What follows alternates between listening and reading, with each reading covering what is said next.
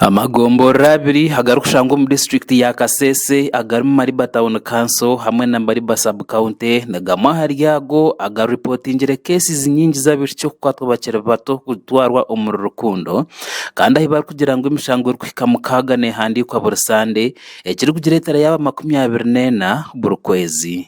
Defilement cases esina sexual violences tukasanga nasiryo kwa reti ye yuru because sitwanga unze wiki tutatatunga abantu nga basatu abana nga basatu abamabiri bya defiled both at 2 police stations.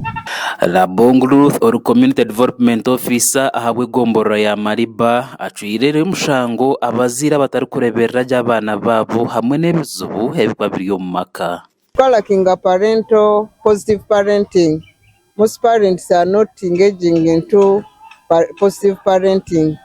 Abana bakanza eribya controlled at home na kwa school kandi responsibility z'abana ziriya katika omwana omubuti n'abalimu.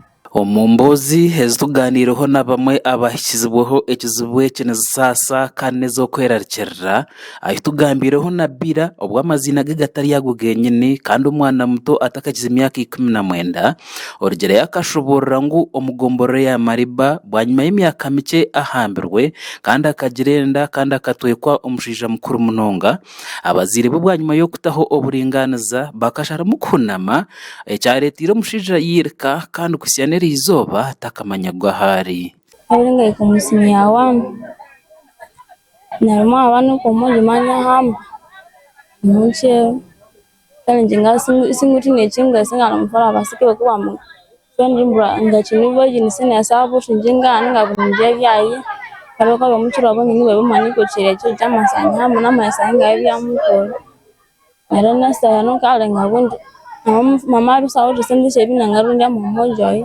ondijo mwishiki na wamanyoho nkakabugo ashoborire ngo boro omukanti cyamgemeserize kuzombikorwa ebi ecyamuretira hamyaka 17 yagirenda nkanda abazire bitu baragerezeho nango kumuhwera kongezayo ebyo bwegese kurwo mu kibina cya 5 mpaka hasine ya 3 bena mayiko mu 7 namiko macyuma narumujo akambe sindi amubati tubujuka ngo pesa ndacyakutsiba na eje cya maleka mazama ngakalangira bwe ama binyihicha amanga makole cyo nanga byamukule naranga byamukule ngamabiro mojo kandi boje na byamukule atiye atiba kutuba kabwa batiki ndabinyi na yera abebembezi bebyaro barigire bagira ngo imze ejo mucweke kinimingi kandi neretwaho obworo okunama hamwe no kubura kwayo ebibirukwata hamaka hamwe nebyaro ebirukubisasa ombantu okugira kubabirwanasa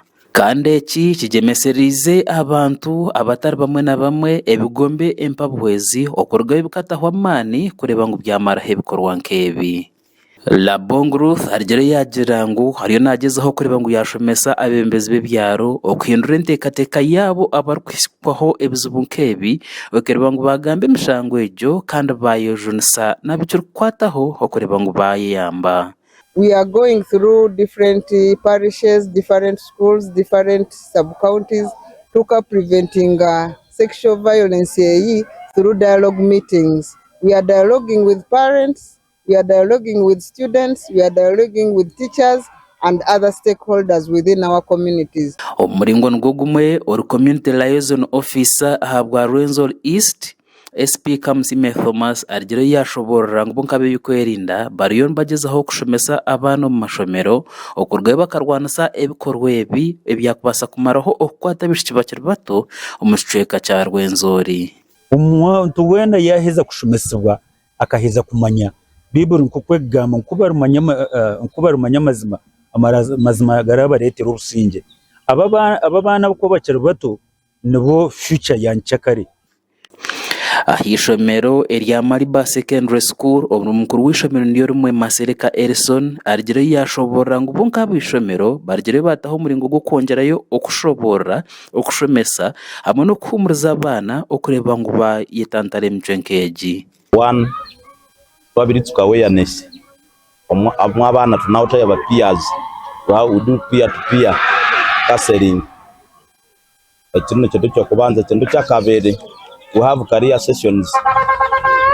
Ekintu kyakasatu, over assembly issues of gender violence sikabya uli twabisikaniako and how best we can overcome some of these issues. Omugwenda kumaraho ebikorwa nkebi, ekibiine kya Africa Disability Youth Network kirigireyo kyatandikaho ehuriro y'okushomesa abantu hamwe n'abaana babishiki okurabira omu mizaano okushomesebwa ahari abo baserebu omu mashomero aga okureba ngu bamaraho ebikorwa ebi eby'okugemesereza abaana omu byarukundo. Other activities like sports, we are having sports as a mode of communication. We are having community dialogue. We discuss with the political leaders, religious leaders, all of us to see that at least we have solutions to the problems. Ebyona n'oburabe mbikorwa abembeze omu kicweka eki nibongera kushoborera ngo kwerarikirira kuri ahiguru kandi okukureta hebuzo nyamwingi kandi abashaba government okutaho omuringo oguyakubasa kushomesa abaziire okuzaja abaana babo okutaho ebiragiro ebyakubasa kukwata bona bari mu nshobi kandi n'okuyamba abaana bahikirwa ekizibu nk'ekyo.